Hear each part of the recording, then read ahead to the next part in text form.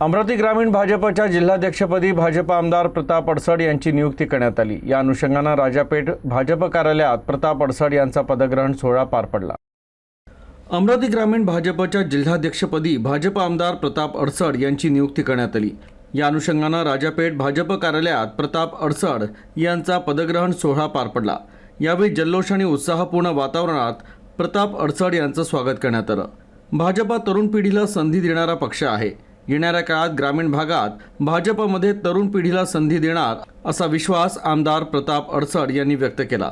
मी सर्वप्रथम माझ्या सर्व ज्येष्ठ नेतृत्वाचं, जिल्ह्यातील सर्व सन्माननीय आमचे नेते मार्गदर्शक त्या सगळ्यांचं, माननीय देवेंद्रजी, माननीय प्रदेशाध्यक्ष रवींद्रजी, माननीय पालकमंत्री बावनकुळे साहेब, आमच्या जिल्ह्यातील आमचे सन्माननीय खासदार, आमचे सर्व आमदार आणि आमचे सर्वात महत्त्वाचे म्हणजे आमचे माजी जिल्हाध्यक्ष रविराजजी देशमुख, या सगळ्यांचं मनपूर्वक मी आभार मानतो, धन्यवाद देतो की त्यांनी माझ्यावर विश्वास ठेवून ही महत्त्वाची जबाबदारी, पक्षाचं जिल्हाध्यक्ष होणे मोठं स्वप्न अनेकांचं असते, पूर्ण आयुष्य निघून जाते, पण हे संधी मिळत नाही, तर ही पक्षानं मला दिली, याबद्दल मी पक्षाचं मनपूर्वक आभार मानतो, धन्यवाद देतो। आणि ही जबाबदारी मोठी आहे। माझ्या आधीच्या सर्वच अध्यक्षांनी अत्यंत चांगलं काम या जिल्ह्यामध्ये केलं आणि त्यांच्या माध्यमातून पक्षाचा मोठ्या प्रमाणात विस्तार झाला। आपण जी काही पक्षाची प्रगती पाहत आहोत, अनेक निवडणुकांमध्ये चांगलं यश पक्षाला आलं, हे सगळं या जिल्ह्यातील सर्व नेत्यांचं आणि माजी सर्व जिल्हाध्यक्षांचं श्रेय आहे।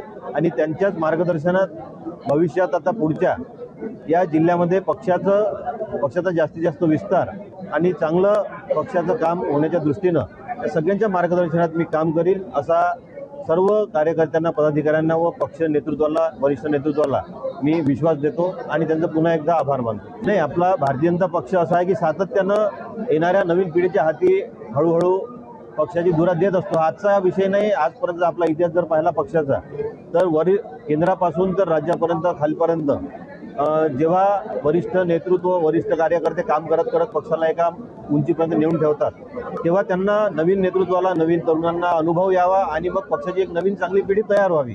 कारण शेवटी ज्येष्ठ लोक किती वयाच्या कन्स्टेंटमुळं किती पुढं काम करू शकतील आणि त्यांच्याच मार्गदर्शनात मग नवीन पिढी सुद्धा तयार व्हावी, या उद्देशानंच ही प्रक्रिया सातत्यानं पक्षामध्ये सुरू असते। त्याच्यामुळं नवीन नेतृत्व तयार व्हावं या दृष्टीनं पक्ष नेतृत्व हे सातत्यानं तरुणांना संधी देऊन राहिला आहे। आणि हा पक्ष हा काही घराणेशाहीचा पक्ष नाही आहे। त्याच्यामुळं आपण केंद्रापासून राज्यापर्यंत पहा, खालपर्यंत पहा, वेगवेगळ्या माध्यमातून आलेल्या सगळ्या कार्यकर्त्यांना संधी मिळत असते आणि त्याच्यामुळे ते तयार करण्याची प्रक्रिया होत असते।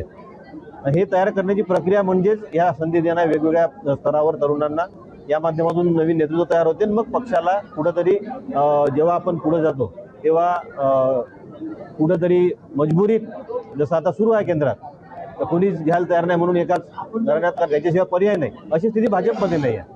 त्याच्यामुळं या माध्यमातून नवीन नेतृत्व तयार व्हावं या दृष्टीनं त्या सगळ्या योजना पक्षामध्ये सुरू असतात, त्याच्यातलाच हा एक भाग।